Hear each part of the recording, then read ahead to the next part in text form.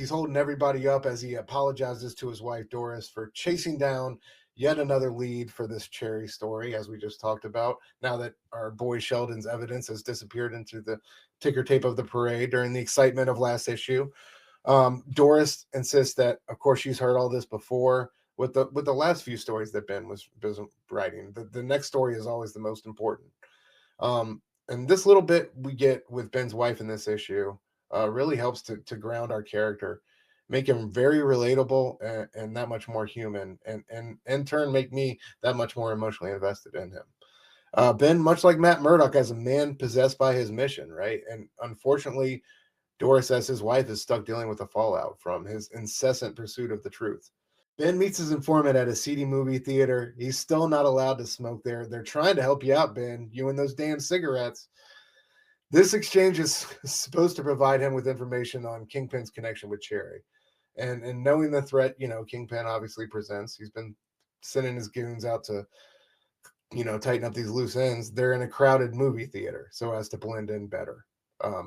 Ben knows not yet who's really on his case.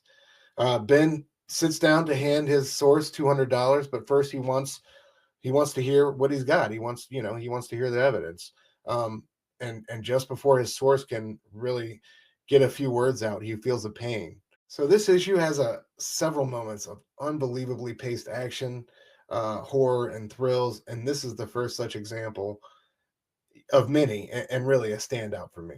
I barely took a breath the first time I read this page.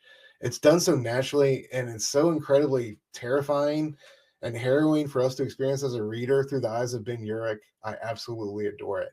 As Ben's source begins to reveal his information about Cherry, he just stops with a simple ow. It's not some overstated, attention-grabbing wailing and flailing, but, instead just a simple little, like, poke, it feels like. Simple little declaration of pain. We find out that Elektra is seated behind these two, and she is slowly thrusting her thigh through this man's spine.